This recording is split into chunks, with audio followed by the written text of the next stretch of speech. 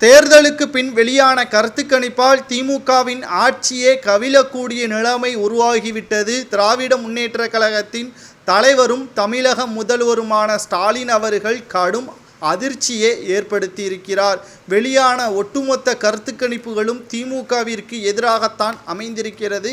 5 இடங்களில் கூட வெற்றியடைய முடியாத அவல நிலைதான் தற்பொழுது பேசும் பொருளாக மாறியிருக்கிறது. தேர்தலுக்கு முன்பான கருத்து கணிப்பில் அனைத்திந்திய அண்ணா திராவிட முன்னேற்ற கழகம் படுதோல்வியை அடையும் என்றும் திமுகவினர்கள் மாபெரும் வெற்றியை தழுவார்கள் என்றும் கருத்து கணிப்புகள் வெளியாகியிருந்த கொண்டிருந்த நிலையில் அனைத்திற்குமே திமுகவினர்கள் பணத்தை கொடுத்து திமுக வெற்றியடையுமாறு கருத்து கணிப்புகள் வெளியிடுமாறு பல விமர்சனங்களையும் திமுகவினர்கள் செய்தி ஊடகங்களில் முன்வைத்தார்.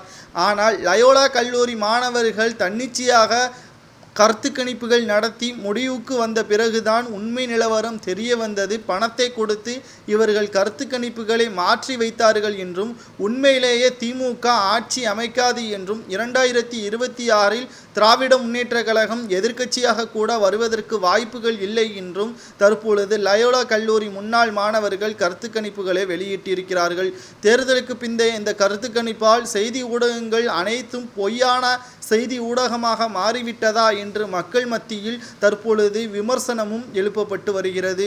திமுகவினர்கள் 1000 ரூபாய் வழங்குவதில் மோசடி, குடும்ப பெண்களுக்கு எதிராக திமுக இருப்பதாகவும் இளைஞர்களுக்கு வேலை இல்லாத திண்டாட்டத்தினால் இளைஞர்களுக்கு எதிராக திமுக இருப்பதனாலும் திராவிட முன்னேற்ற கழகம் படுதோல்வியை தழுவும் என்று இதன் மூலமாக தெரிய வருகிறது. இதனால் அதிர்ச்சியில் ஸ்டாலின் அவர்கள் இருப்பதாக செய்திகள் வெளியானாலும் திமுகவின் ஆட்சி கலைக்கப்படுவது உறுதிதான், இதை யாராலும் மாற்ற முடியாது என்று லயோலா கல்லூரி முன்னாள் மாணவர்கள் தேர்தலுக்கு பிந்தைய கருத்து கணிப்பில் அதிகாரப்பூர்வமான அறிவிப்புகளை வெளியிட்டிருக்கிறார்கள்.